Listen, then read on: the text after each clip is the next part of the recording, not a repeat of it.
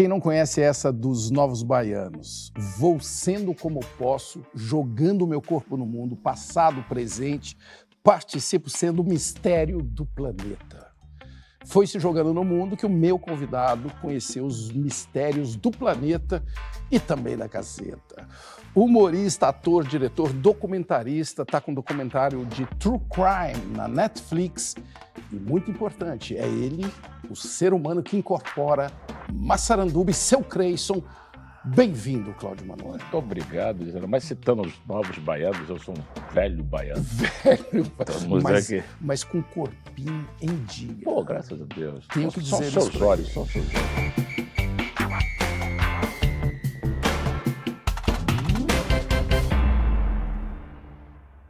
O Cláudio, Fala, meu querido. eu quero falar dessa sua recente novidade, True Crime, né? Isabela, o caso Nardoni, píncaros de audiência lá no Netflix. Mas antes, eu quero atualizar a sua percepção de uma coisa mais amena, a política brasileira. Oh, que delícia. O verdadeiro true crime. É bom eu falar para eles que antes de Cacete e Planeta, vocês lançaram em 1988 um candidato próprio à Prefeitura do Rio, Macaco Tião.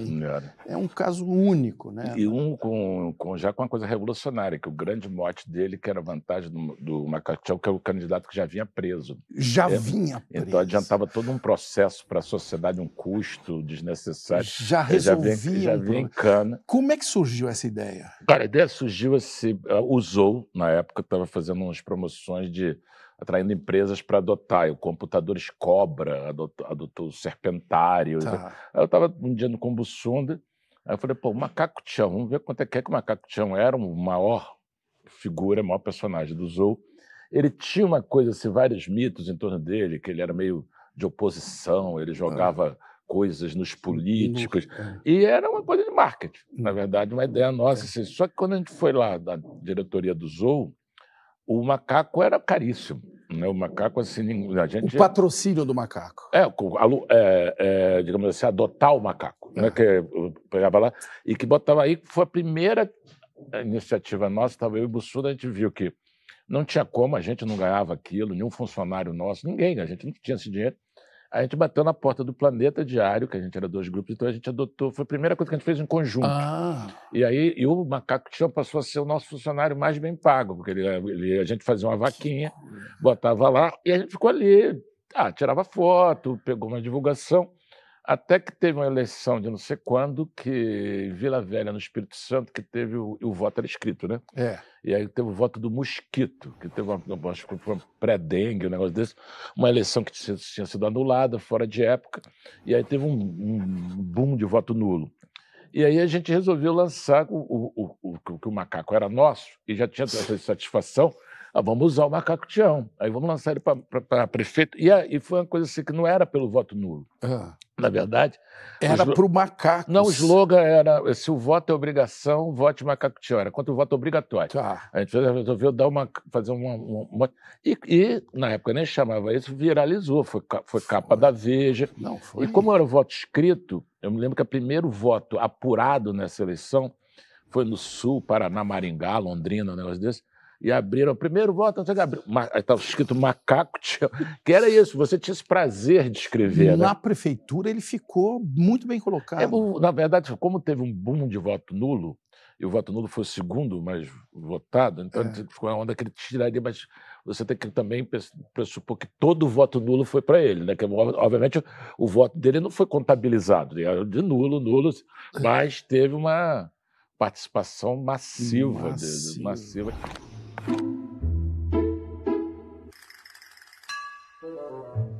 Anos depois de 2002, eu também lançou também o seu Creyson, que era o meu personagem, para candidato a presidente, por causa também de uma situação política, que a Justiça Eleitoral, na época, resolveu proibir os programas de humor de fazer piada com os candidatos, a não ser que fizesse para todos. E era impossível, porque eram 30 mil candidatos. A gente lançou candidatura própria.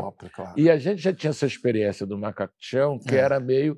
fazer de verdade. Claro. A gente chamou para o comício do seu Cresson no Bahia. Que bombou, né? Bombou. Foi maior que o do Ciro Gomes, eu me lembro. Muito maior. Na época, né? O Ciro pegou uma raiva da gente danada, porque ele tinha feito uma semana antes o dele, ele era candidato acho, pelo PPS, e a Polícia Militar estimou entre 800 pessoas a 1.200, e o do seu Crespo foi 15 mil. Nossa. E aí ele falou que era um atentado contra a democracia, a gente falou, é inveja. Eu queria pedir para os meus eleitores a votarem em mim, que sou macho, e não nesse meu aniversário, que ele é homem sexual, é um boiólio. É, mas eu não sou analfabeto igual o senhor, não sou um ignorante. Eu possa ser analfabeto, mas não sou pediastro, não sou boiólio. E a ideia de juntar uma revista, Cacete Popular, e o jornal Planeta Diário, é uma coisa o quê? De um espírito empreendedor? O Cacete Planeta era uma startup? Não, cara, hoje você vendo, olhando para trás, tudo poderia ser tipo indícios de. A gente, na verdade, foi meio casual. A gente tinha um jornal que era para lá de underground, feito toscamente, que a gente vendia de bar em bar. Aí um belo dia surgiu nas bancas o Planeta Diário, bombando, distribuição nacional, e a gente passou a ser meio assim, quando a gente ia vender, que nem o Planeta Diário, a gente ficou para trás, embora a gente existia antes. Aí aquele negócio, a gente ficou discutindo, a gente mata os caras, a gente bate nos caras, a gente bateu na porta da editora deles, e falou, a gente tem um jornalzinho. Os caras falaram, mas a gente já tem um jornal. A gente falou, então a gente faz uma revista. Aí os caras toparam e a gente começou na mesma editora, grupos separados. A gente até colaborava num negócio com outro, até com um sujeito que tocava uma casa de show lá do Rio, chamado Jazz Mania, era fã das duas publicações, Paulinho Albuquerque, e chamou a gente, vocês não querem fazer um show de humor segundas-feiras que a casa estava fechada? A gente falou, pô, show de humor, e a gente tinha sido acabado de contratado separadamente para ser roteirista do TV Pirata. Aí eu me lembro da primeira reunião, a gente assim, meio todo mundo assim, não se conhecendo, que a gente já se conhecia, mas numa primeira reunião de trabalho na vida. E aí falamos, não vamos fazer um show de sketch, porque a gente estava escrevendo sketch para os atores da TV Pirata. Então a gente vai concorrer com a gente mesmo, Regina Casé, Luiz Fernando Guimarães, Débora Bloch. E aí tinha o Reinaldo, que era baixista, tinha um brother meu, Buchebabi, que era guitarrista, a gente falou, vamos fazer uma banda. E a gente fez uma banda. Aí o Bussuna tinha umas letras, a gente compôs umas músicas e saímos disso.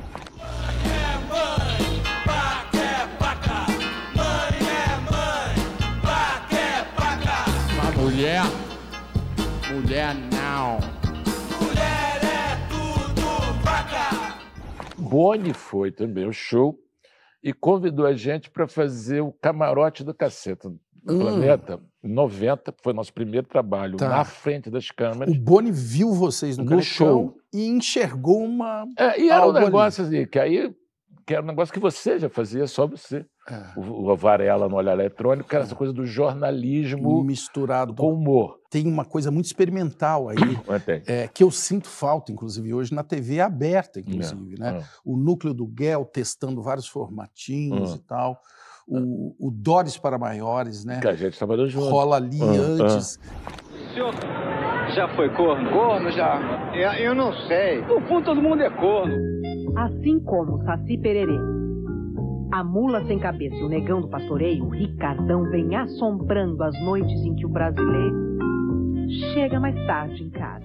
Nessa hora aí que esse Núcleo do Guel estava bombando, a gente estava ali e tal, veio aquelas teses que o povo não quer mais humor. Foi quando surgiu Aqui Agora, esses programas começaram a conquistar audiência e tal. Sempre surge isso, né? Não, o povo não entende o Cacete Planeta. Tem muita gente que fala em nome do povo, né? E primeiro, nem tem a menor ideia do que o povo consome. E, na verdade, às vezes nem não gosta, né? Você vê tem umas coisas assim, tudo que faz meio sucesso ou é popularesco ou é comercial. Eu tinha uma amiga gringa que falava isso, que ela tinha uma diferença danada dos Estados Unidos do popular para o popular aqui. Porque o popular aqui é uma coisa, o carro popular, o gosto popular, então algo que tira valor. Né? Então, lá é o contrário. Totalmente o contrário. Pop, é o pop, o caramba. Então, você tem essa coisa dessa experimentação e também a gente ouviu muito isso, por exemplo, nos momentos tensos nacionais. O povo não gosta de humor político. Mas a gente fez até agora, bombou, de repente parou de... Essas coisas que você recebe umas carteiradas, tipo... Não, mas essa coisa assim, não, porque agora teve uma onda também que a gente sofreu assim, que agora com home theater, a família toda está assistindo junto, então o pai assiste junto com a filha, vai então ficar constrangido. Vai ficar constrangido. Então você ouve uns negócios assim... Então, sempre teve esses feiticeiros, essas pessoas que queriam fazer leitura de víscera para entender o gosto popular antes de algoritmos, antes dessas coisas todas. Mas eu acho que também, aí, sem saudosismo, nessa época também, eu acho que você também poderia, por exemplo, uma TV aberta, como a Globo, arriscar desse jeito, era muito mais fácil que hoje. Porque hoje, com todas as medições, com tudo isso, o medo de ousar, o medo de errar e o medo dos nichos, que tudo é muito mais nichado, é diferente quando você queria falar para um Brasil de audiência. Que não dá mais. Não dá. Você pensa na nossa época. Tá? Você pega assim, a Globo tinha uma onda assim, a Globo atinge 99% dos domicílios no Brasil. Aí quando falava do cinema, falava assim, não sei quantos municípios no Brasil. Hoje você fala em município, domicílio, grade. Hoje o cara conecta você, no indivíduo. Então, assim, então, quando você vai falar de comunicação de massa, pô, massa é gente demais, cara.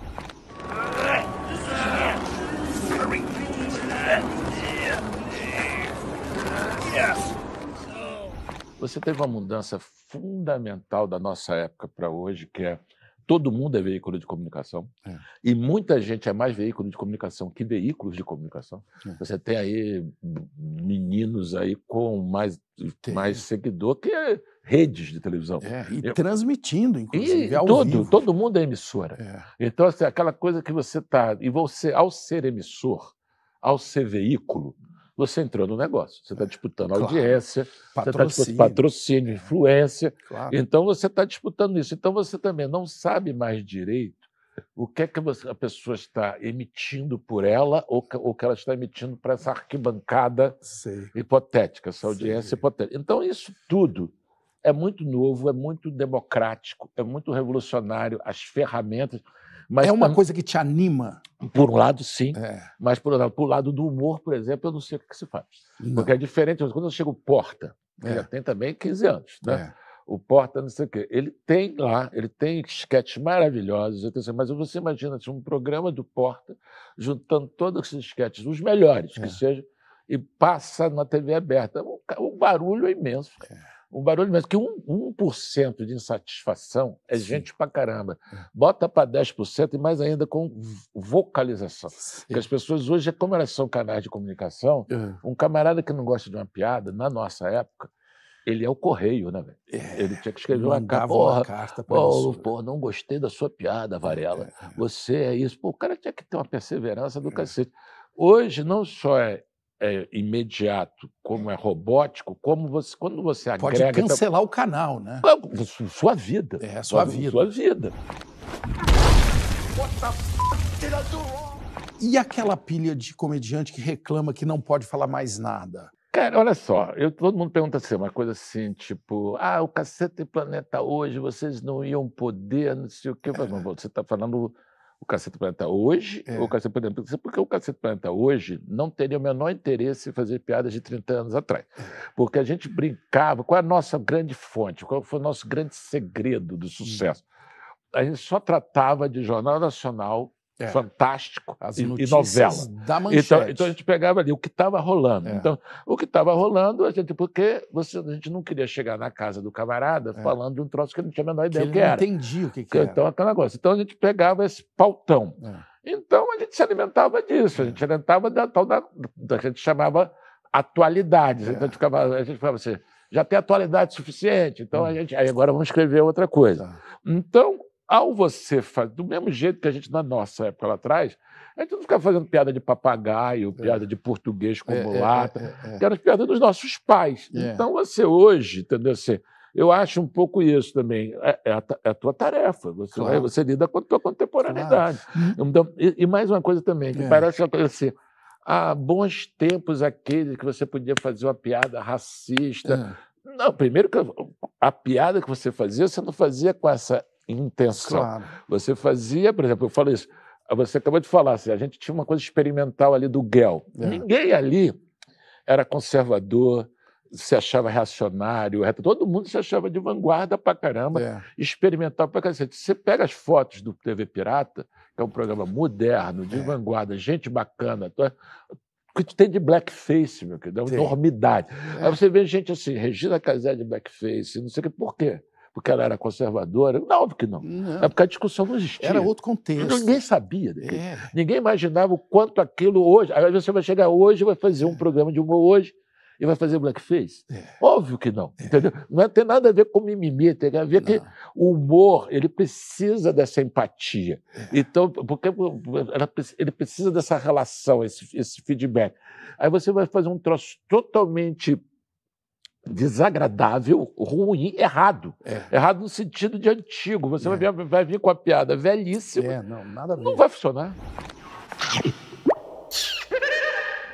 No próximo bloco, nós vamos falar de documentários sobre crimes reais. Aqui, nós brasileiros chamamos de true crime. Até mais.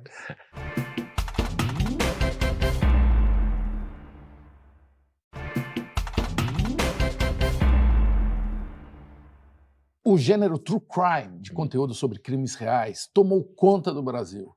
Já foram realizados 2 filmes sobre Suzane Richthofen, séries e podcasts sobre João de Deus e os assassinatos de Daniela Pérez e Ângela Diniz.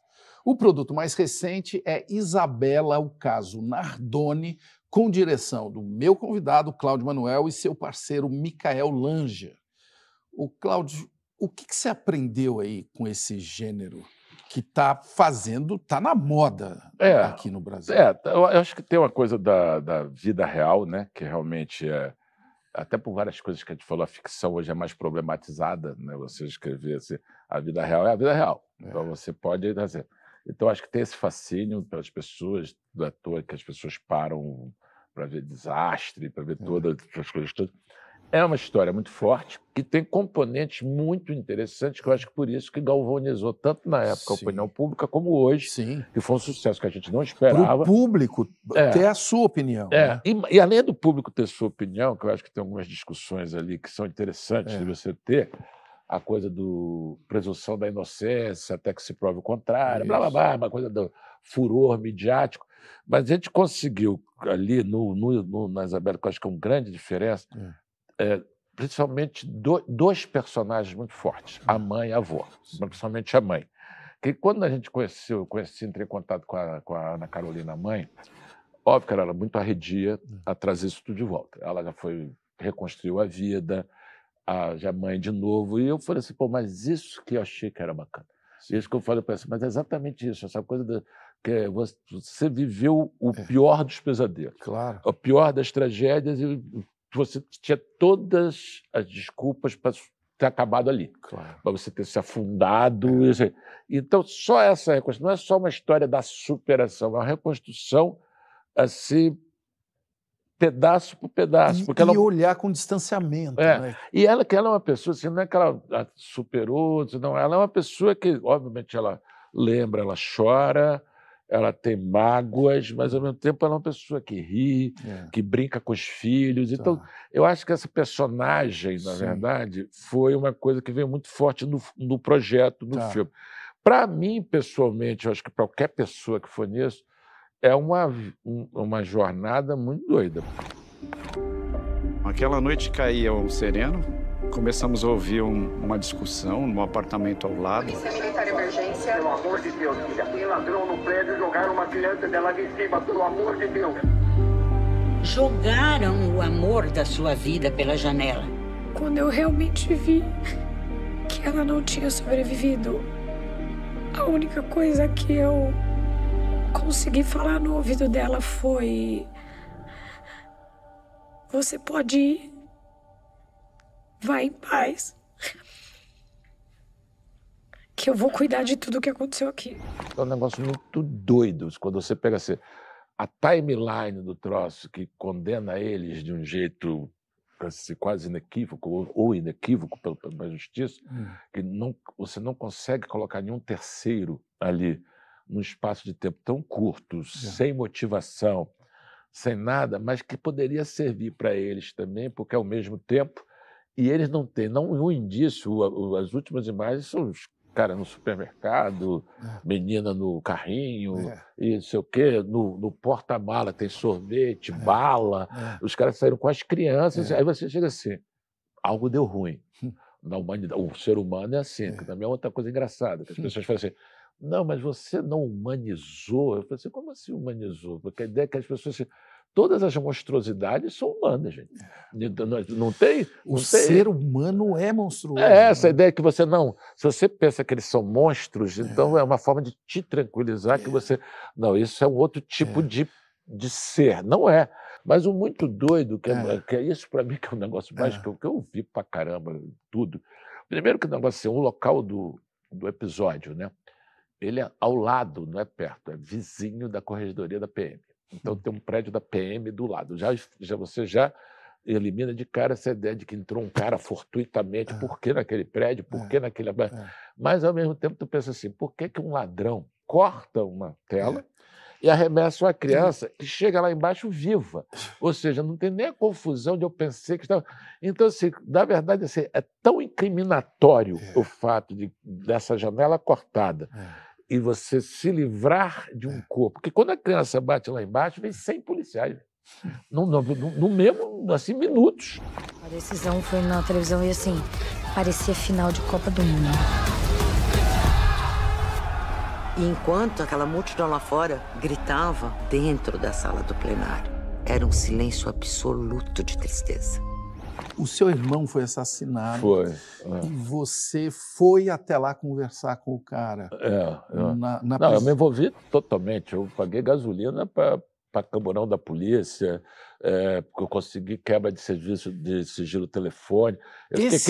Essa experiência, você acha que te ajudou a ser um melhor entrevistador agora, nesse caso? Como entrevistador, não digo, mas esse ambiente assim, de você estar ali, enfronhado numa vida real. Eu ia para a delegacia todo dia. Eu fui na cena do crime lá do apartamento do meu irmão, um negócio que você não imagina o que é um teto, um chão de respingado, assim, entendeu? Então, essa coisa e de você ter lidado ali, primeiro com uma coisa que a gente é muito antagônico à polícia, né? Por formação, por época, né? Por idade, por estatística, por resultados, por informação. E quando eu estive dentro ali, entendeu? Eu conheci caras muito assim...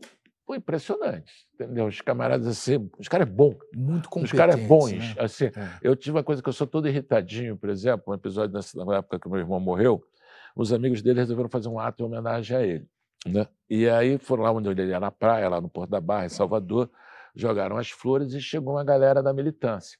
E meu irmão não era da militância. Meu irmão era um cara politizado e tudo, mas na questão gay, ele não tinha, não era associado aí, nada, não sei o quê. E os caras chegaram, obviamente, com a causa deles, querendo dar aquela politizada boa. E minha mãe ficou meio irritada, sabe? Porque querem usar, não sei o quê, coisa. Aí eu falei, tentando cuidar da minha mãe, não sei o quê. Não, deixa, não sei o quê. Daqui a pouco, aí eu ouvi o líder lá falando assim, qual é o nome do morto? Aí o cara falou, Mauro José. Aí o cara começou, assim, o povo tem fé. Justiça para Mauro José. Aí, além de eu achar a palavra de valor uma bosta, aí eu fiquei assim, falando, aí me deu uma irritação na hora, mas aquela coisa totalmente, os caras não tinham nada a ver, os caras estavam lá dando uma força, estavam de boa. A gente é que estava machucado, né? Sim. Só que quando eu vi isso, aí tinha um inspetor lá da Polícia Civil, lá, o cara tinha 2 metros de altura, um negão forte, assim, bonitão, o cara falou assim, o cara só botou a mão no meu ombro assim, calma, que militante é muito importante na hora do julgamento. O cara só falou isso. Assim, a experiência do cara... Já estava olhando... Não, e assim, não, eu falei, lá na frente. Eu falei, legal. Eu falei, e o cara me deu uma situada mesmo. Legal que aquelas pessoas se mobilizaram. Legal que as pessoas foram lá. Entendeu? E ele percebeu, isso, né? E assim, é óbvio que eu estava machucado, estava preocupado com a minha mãe, não queria que fosse usado, mas eu falei assim, não, legal que as pessoas foram lá usar o meu irmão como uma frente de uma causa que é brutal, claro. Que é um assassinato. Então, assim, eu acho que essa parte assim, principalmente do trabalho policial, a rala que é você, do nada, né? Se você pegar num país como o nosso, com as estatísticas que a gente tem, você conseguir, a gente conseguiu, né? A gente, eu digo porque, pô, me esforcei pra caramba também, mas, assim, mas o trabalho foi todo deles, né?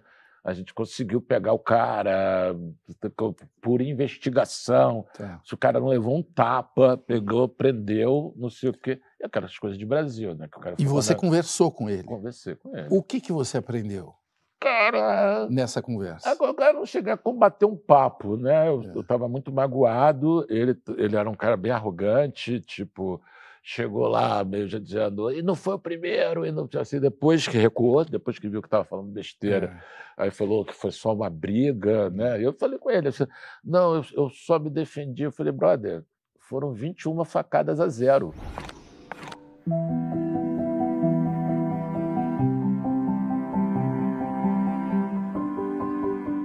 Você fez aquele documentário, Meu Amigo Bussunda. Como é contar a história de alguém tão próximo? Esse foi realmente o mais catártico, embora do... Eu falo isso, que a experiência do Bussunda foi muito doida, porque primeiro eu fui tratar de uma coisa que era muito íntima, muito próxima, e também que era engraçado que eu entrevistei um monte de gente e ninguém falava mal do Bussunda. E eu fui para os Nardoni, que era uma coisa que, além de eu não ter o menor contato com a história, ninguém falava bem dos caras.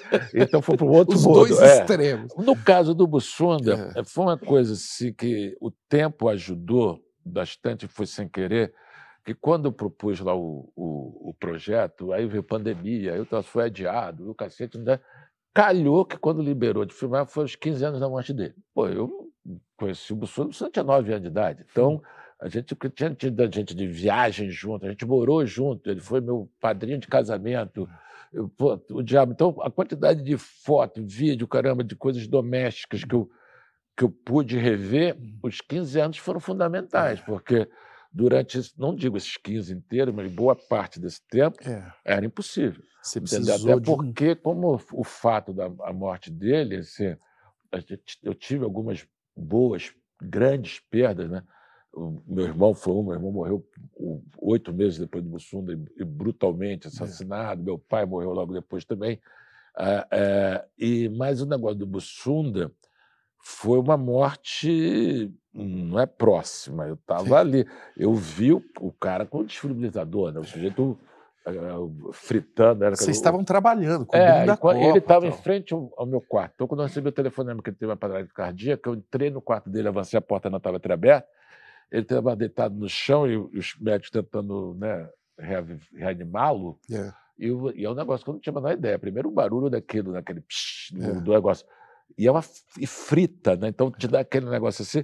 Então tem um cheiro de cabelo queimado, né, que eu lembro até hoje. Então você está vivendo aquele troço todo ali, aquela morte imensa, e você ali dentro dela, durante muito tempo não deu para... Esse negócio de enfrente seus monstros, brother, entendeu? Alguns você precisa de tempo. Tem que esperar o monstro diminuir de tamanho, senão o monstro te engole, entendeu? Você é feio assim mesmo ou tá chupando limão? Não, fui atropelada por um carro alegórico ali. É mordida de bicho grande, né? Tu tem que, aquela coisa, tem que esperar o bicho ficar mais mansinho para você encarar ele. Aí deu 15 anos. Ninguém falou mal do Bussunda. Fale alguma coisa mal do Bussunda para mim. Teve um incidente, 10 dias antes dele morrer, com um auxiliar, um figurinista nosso, fui trabalhar de figurinista lá, que ele estava com uma coisa que ele não deu importância, e algumas pessoas falaram que ele escondeu, mas ele disse que ele não ligou, que era uma ferida no braço. E aí a ferida infeccionou, ele começou a esconder, porque ele não queria atrapalhar o trabalho, até que não deu jeito, teve que ir para o hospital, ficou 2 dias sob suspeição de septicemia, ter que amputar o braço, aquele caos, não sei o que, a gente com a equipe pequena, o nosso produtor falou assim, cara, faz uma pré-eleção aí, que isso não pode acontecer, que a gente vai se ferrar aqui, que a gente perdeu o figurinista, 60 malas de figurinha, não sei o que, e como é que faz, não sei o que. Aí eu cheguei assim, olha, o Danão pediu para eu falar com a galera, então é o seguinte, o que o fulano fez, escondeu a doença, prejudicou, então é o seguinte, estamos todo mundo no mesmo time, todo mundo pequeno. Se alguém tiver alguma coisa, fala antes de ficar grave, porque a gente não sei o que a gente não pode ter mais nenhum desfalque, não sei o que. Falei porque ele pediu, eu acabei de falar, e o Bussunda era o Buda, né? O cara, o Bussunda era aquele cara. O Bussunda nunca tinha visto falar assim, ele levantou assim e falou assim, tá maluco, meu irmão? Eu falei assim, Isso aqui é Copa do Mundo, eu nunca me esqueci disso. Eu falei assim, você vai perder Copa do Mundo porque machucou o joelhinho, torceu o tornozelinho? Ele falou assim, olha, eu vou logo avisando para todo mundo aqui, eu escondo. Ele falou assim, eu falei assim, e eu vou logo avisando para todo mundo aqui, eu falei, entendeu? E foi assim, então não é bem falar mal. Conversa de vestiário pesado. Vestiário, assim, e foi bem essa onda que durante a questão dele teve um quê disso? Que ele passou mal num jogo de futebol, era no verão lá, né? Então era tipo às 8 horas da noite, mas estava sol ainda, e aí fomos dormir. Só que antes de dormir, 11 horas da noite, antes de dormir, eu resolvi ligar para o quarto dele, nunca fiz isso na vida, homem não faz essas coisas. Eu falei, e aí, tá tudo bem? Aí ele falou, se me deixarem dormir, vai ficar. Entendeu? Tipo, que estava todo mundo ligando para ele. Então, falando, olha, essa coisa, vamos... Aí eu fui dormir, um abraço, entendeu? E quando aconteceu o que aconteceu. Cara. Quando eu soube depois que ele desceu 6 horas da manhã e só tinha o nosso diretor de fotografia acordado, achou ele muito pálido. E quando foi encostar nele, foi muito frio. Aí eu falei assim, por que foi, cara? Ele falou, pô, passei mal a noite toda, comi demais, fiquei com a náusea, gases, não passei bem. Aí ele falou assim, cara, tu não tá legal não, vamos chamar o médico. Ele falou, chamar o médico nada, porque eu não vou perder Copa do Mundo por causa de babaquice. Ainda falou isso assim, de manhã cedo. Então ele passou a noite toda negociando com dor, desconforto, em nome de não perder Copa do Mundo. Aí se é para falar mal, tá falado. Isso eu fiquei com a raiva danada. Que você, além de humor, é corno e vascaíno. Vascaíno nem morto aí. Fala sério. Que histórias você ainda quer contar? Tem várias. Tem alguma na... Cara, eu tô em desenvolvimento, ainda não está. Entrou em produção, estou fazendo um sobre uma série sobre o Sérgio Cabral, o governador, né? Mas é documental. O governador? O governador, não o pai. Né? Aliás, chama provisoriamente até o governador. Essa daí vai ter... É true crime, é essa? Né? É mais crime do que true, né? Os caras não são muito chegados no true. Essa vai ter um capítulo aí, vai ter alguns que você vai ter que atualizar ao vivo. Tem uma obra em aberto. Eu estou fazendo essa, já filmei 90%, mas agora vai entrar em pós, também é demorado, sobre o Nelson Rodrigues, que eu sou muito devoto, muito fã. É série para o Canal Brasil. Tem um projeto meu assim, de muitos anos, que eu sou praticamente um aficionado, já li tudo que existe, que é sobre o João Cândido. Não sei nem se vou conseguir fazer, porque estou há muitos anos nisso, mas o João Cândido é um projeto querido. Que bom saber que tem tanta coisa ainda. Mas no próximo bloco eu vou trazer histórias da vida real, só que da vida dele. O meu convidado, humorista e documentarista Caceta, Cláudio Manuel. Até mais. Tem muita história esse rapaz.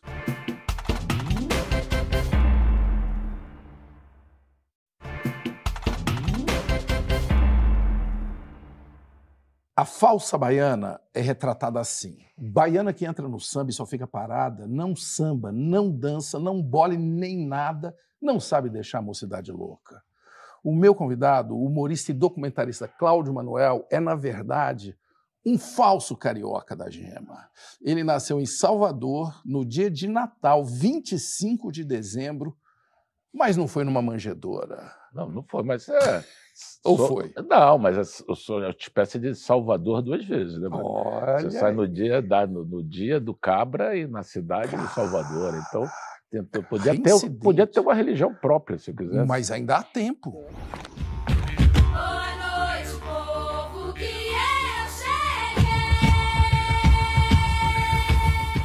Por que a sua família escolheu o Rio de Janeiro? Cara, vamos lá, né? Não foi minha família que escolheu o Rio de Janeiro, foi meu pai, que como bom baiano da década de 20, todo mundo tinha mais de uma família, como um hábito quase islâmico, mas não era informal.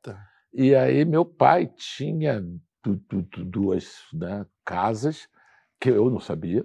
Por exemplo, você não sabia até que idade? Eu não sabia até a adolescência, 17 anos, por aí. E tinham outros irmãos lá? Nós éramos 7, só que 4 irmãs e nós 3 numa casa. A cada 6 meses nascia uma criança em alguma casa. Depois que a gente foi ver as certidões de nascimento. Só que eu não sabia, meu irmão não sabia, minha mãe sabia tudo. E aí, por um ato da minha avó paterna, para acabar com essa sem-vergonhice de seu Flor e suas duas esposas, ele falou assim que ele tinha que ter... Em Salvador ele só podia ter uma, entendeu? É um critério. Era o critério. Aí ele ficou com digamos assim, da filha mais velha, na primeira que nasceu filha, ficou lá em Salvador e exportou a gente para o Rio de Janeiro. Quando que você virou carioca? Você se sentiu virando carioca de vez? Cara, eu acho que na juventude, rapidinho, adolescência. Eu tinha muito contato com Salvador, fui carnaval todo ano, ia para Salvador, primos em Salvador, mas eu falo isso assim, eu tive muito cedo direito a 2 bairrismos, né? Então tinha o bairrismo do carioca e o bairrismo, mas eu me sentia, primeiro isso, você domina muito mais uma cidade que a outra, eu andava muito mais à vontade no Rio de Janeiro que em Salvador. Carioca o dia inteiro. Meu irmão, calor da porra. Frio da porra. Difícil pra porra. Fácil pra porra. Quente pra porra. Gelado pra porra. Você fez faculdade de engenharia, economia, história, comunicação. Poxa, você sabe isso tudo. E terminou qual? Nenhuma. Em conhecimentos gerais. O que aconteceu que você não terminou? Cara, várias coisas. A engenharia não aguentei. A conversa mais interessante que eu tive durante 2 anos foi sobre pneu radial. Eu não aguentei. A gente tinha um negócio que foi uma piada, mas dava bem a drama da coisa, que o banheiro era Homens e Raquel. Né, que botaram lá o nome da menina lá no... Então, engenharia nessa época era muito... Era 10 homens para cada rapaz. E tudo branco ou amarelo. E você era em Niterói, aí eu tinha uma namorada, assim, no dia que a namorada me deu um pé na bunda, eu saí da engenharia. Eu falei, não, engenharia sem namorada não dá. Aí saí, eu tinha uma matrícula trocada de História na PUC. Aí fui fazer História na PUC, me amarrava, mas eu tinha um estágio em engenharia ainda, que eu usava o grana do estágio, não falei no estágio que eu tinha saído da engenharia, e pegava a minha grana, pagava a PUC. Então, fazendo história. Fazendo história. Eu não estava achando muito engraçado trabalhar e dar para a PUC. Eu falei, vou fazer um outro vestibular para tentar entrar numa federal. Só que, em vez de fazer de história, eu fiz de economia, que eu achei que tinha mais empregabilidade. Aí passei para economia da FRJ. E não aguentei. Não aguentei. Era curso, aula de contabilidade, não sei o quê. Aí casei cedo, aí fui trabalhar, pagar meus boletos e larguei a faculdade. Quando eu, lá em 1980 e tanto, já casado, que eu fui trabalhar no bandejão da PUC, que eu tomei conta do bandejão da PUC 4 anos, só que era isso, era 4.000 refeições dia, né, velho? É um navio, eu nunca trabalhei tanto na minha vida. Você se preparou para se candidatar para presidente. Pra você ver. Tá vendo? Aí, tá vendo? Aí, quando um bom administrador, pessoal. Não, eu trabalhei ali mesmo, na fábrica, no dia a dia. Cozinha industrial, aquela coisa de... E você aprende, essa coisa é muito legal, essa coisa assim. Primeiro, 11 horas da manhã, começava o almoço. 11 horas da manhã a fila já estava enorme, assim, 11h05, se não tivesse comida já tinha quebra-quatro. Então, aquela coisa que você tem que funcionar, funcionando ou não. Se você está legal, ótimo. Se você não está legal, ótimo. Se você está inteiro, se você está quebrado, ótimo. Isso serviu muito, na boa, na época do programa semanal. A relação da coisa TV. Coisa do ferido não tem socorro. Você tem que entregar, entendeu? Você não tem... você está mal, vai ficar mal depois, entendeu? Você tem que entregar. Você está cansado, você vai descansar depois. Ali, essa coisa que você tem que comparecer... É a indústria, né? É uma coisa da TV que eu acho que pouca gente... Quer dizer, sabe, mas não sente. Ou não admira, ou não curte. Admira, ou não quer falar. Não fala assim. Eu acho uma coisa assim, 2 coisas que são vitais para o nosso trabalho, são muito caluniadas, rotina e estresse. Tanto sem rotina você não prossegue, e se um pouco de adrenalina, esse estresse, não o estresse de matar, mas o estresse de você correr atrás de você mesmo. De um ritmo, né? De disciplina. De disciplina, exatamente. Vamos vender essa tese, que nós somos muito disciplinados. Mas é verdade. E é verdade. O pior é que é verdade. É verdade. As pessoas acham que tem isso, o Madureira que falava isso, que achava que o nosso trabalho é ser. Você sentava todo dia, aí puxava uma alavanca, não ficava falando um monte de merda, puxava a alavanca, começava a cair dinheiro. Aí chega assim, tá bom por hoje, né? Tá bom. Aí pegava o dinheiro e ia embora. Ou ideias, cai um monte de ideias aqui em cima dessa mesa. Né? Não é assim. Não é isso.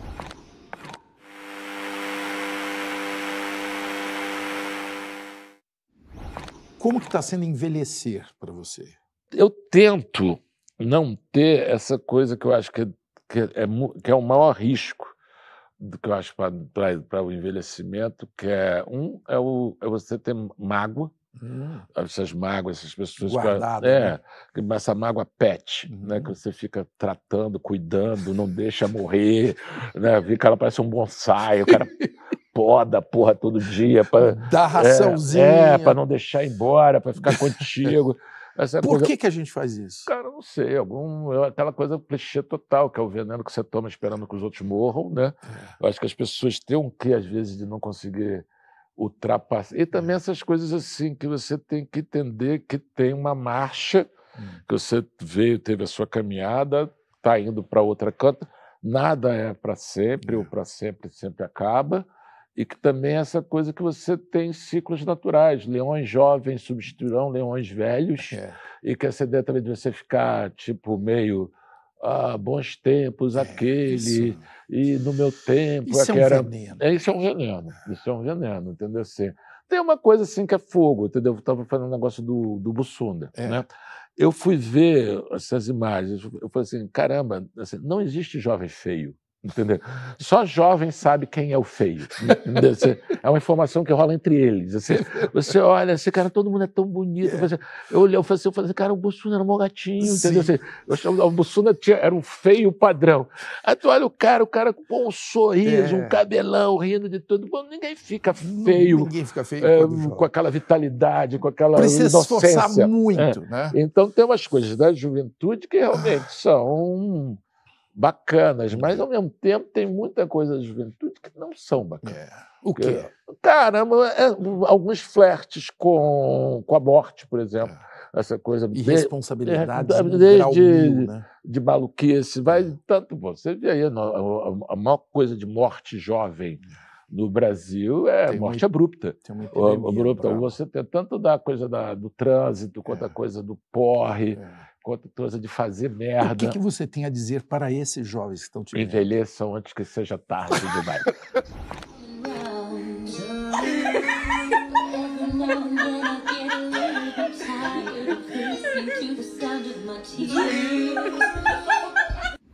Um dos bordões do Cacete do Planeta é aquele negócio assim, nós viajamos e não comemos ninguém.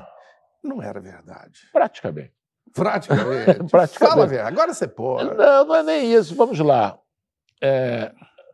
A gente era grupo, todo mundo era casado e todo mundo se conhecia. Todo mundo se frequentava, inclusive as mulheres, não sei o quê. Tem um que servia como álibi também, que você era uma piada álibi. E também uma coisa de você também dar umas escapadas. Tem até umas histórias dessas. Uma vez que foi gravar com um cantor sertanejo, aí os caras chegam assim, Hélio e Beto, né? Tipo assim, não, fica aí, que daqui a pouco vai chegar as meninas. Não, a gente tem que voltar para o Rio. Não, mas o camarada que chegou aí, ele tem um avião dele, leva vocês. Não, mas que amanhã cedo os caras fazendo assim. Aí só que a gente não come, sabe? A gente vai embora, entendeu? Assim, vai ficar, esses negócios, que tem uma galera que quer disso, né? Dessas coisas compartilhadas.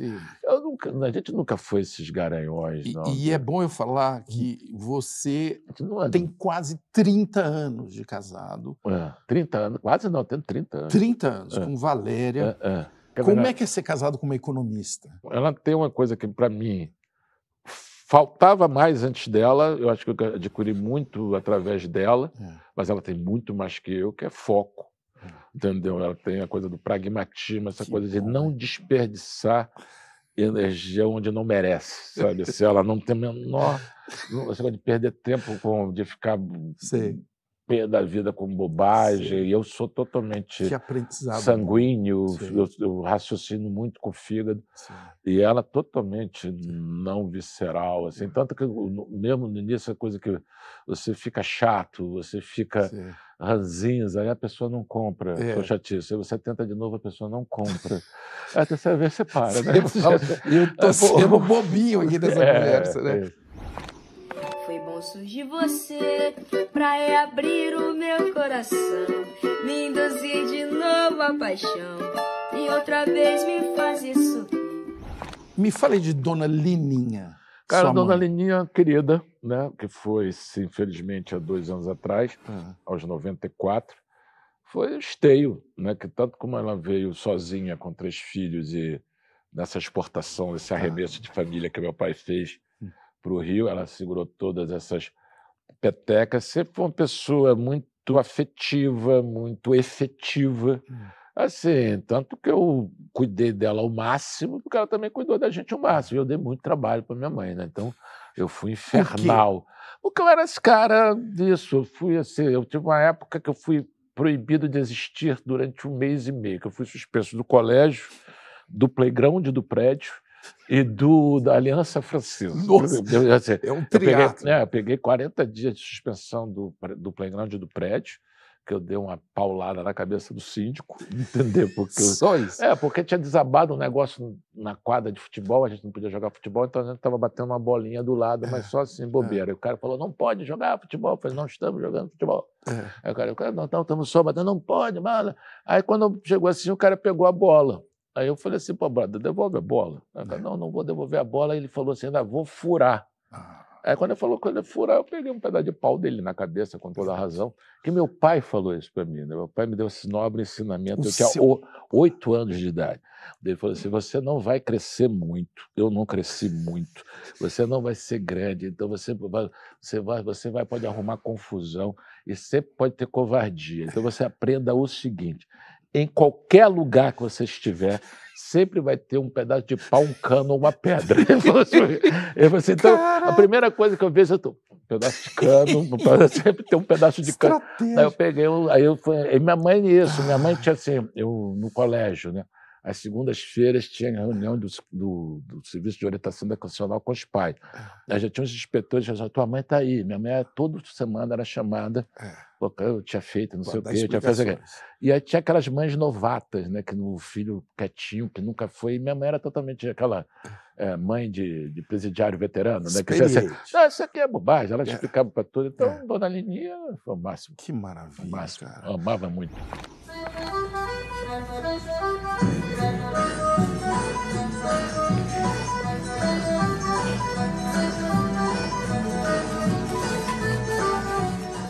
O Cláudio, o que te deixa triste? Perda é fogo. Perda é um negócio lidar entristecedor. Tem coisas que é meio clichê você falar, mas tem coisas do Brasil, do país, que umas repetições, uma vocação para o atraso. O quê? Várias coisas, cara. Desde nossas estatísticas. A gente não é o país do futebol, a gente é o país do homicídio. 1 em cada 8 homicídios do mundo são do Brasil. A gente tem, assim, você tem qualquer coisa que tem a palavra público no Brasil, não virá. Não virá. Assim, e você tem uma pobreza, né, violenta, que é violentamente tributada, ela paga por coisas que não terá, não tem excesso de renda para comprar de volta como a gente compra. A gente compra saúde, compra transporte, compra educação, compra segurança. E você tem essa coisa que me entristece demais, que é exatamente o quão clichê é a desigualdade, e como não se vê que o que é apropriado do Estado para uma casta pública, dando nome aos bois, principalmente legislativo e judiciário, em nome do tal do direito adquirido, e um fabrica os direitos e outros homologa os direitos, você tem assim uma estatocracia que é entristecedora. Você vê, outro dia eu falei só uma matéria da Folha que 8.000 juízes e desembargadores ganham mais de R$100.000 por mês. Cara, isso 8.000, não tem 8.000 banqueiros, o que é isso? Você não tem 8.000 jogadores de futebol que ganham isso. Então, você tem essa concentração de renda que você tira de quem não tem para quem tem, através de apropriações legais, que você teve durante a pandemia 700.000 mortos, e o Supremo decide que nenhuma esfera da administração, nem municipal nem estadual, pode cortar nenhum benefício ou direito. Ou seja, Com 700 mil mortos, você estava pagando auxílio vestuário, auxílio gasolina, auxílio moradia. A quantidade de gente, eu conheço, você conhece, de gente que ou que nunca trabalhou, ou que nunca casou, porque vai perder a pensão do avô, ou porque... capitanias hereditárias. Né? Isso é uma tristeza.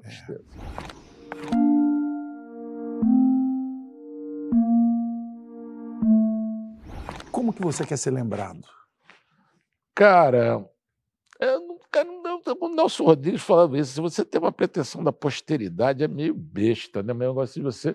As pessoas vão lembrar de você. Eu me lembro uma primeira vez que eu fui para a Europa, que tinha um monte de placa de rua em Paris, fulano de tal, foi não sei o que, em 1600. Falei, caramba, a pessoa virou nome de rua e ninguém tem a menor ideia quem é essa pessoa. Então, eu acho que as coisas, até por isso que eu sou ateu também, que eu acho um negócio meio que as coisas findam, né? E um abraço, essa coisa de... se eu for lembrado, como não tive filho, serei por minha descendência indireta, meus sobrinhos, os filhos dos meus sobrinhos, sei lá o que foi, eu espero pelas coisas boas que fiz, né? Porque quis ter boas conversas, quis ter boas risadas, e menos do que as coisas ruins que eu fiz. Né? Então, é por isso. Se liga no nome de rua desse rapaz. Cláudio Manuel Mascarenhas Pimentel dos Santos. Pois é. Parece um integrante da Inconfidência Mineira. Não, parece... Eu só perco para Dom Pedro. Dom Pedro... Não, isso é enormidade. O que é a vida? A vida, eu acho que é uma experiência maravilhosa. Eu morro de pena das pessoas que a vida dói. Né? Que tem gente que tem... Não tem nada a ver... Não tem nada a ver, não tem só a ver com confortos. Mas isso, que as pessoas que a vida é dolorosa. Então, eu acho o contrário, eu acho a vida esfuziante. Por que eu não sou religioso, místico, transcendental? Porque eu acho que a vida já é suficiente. A vida tem mágica o suficiente, mistério o suficiente, é inexplicável o suficiente para eu ainda querer mais inexplicações. Entendeu?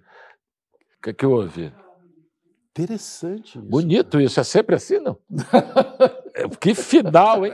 Isso nunca aconteceu aqui. É a força da sua igreja que está nascendo. Foi o castigo divino. Vocês perceberam, pessoal, que o que é a vida dele derrubou a TV Cultura. Padre Anchieta percebeu que tem um concorrente.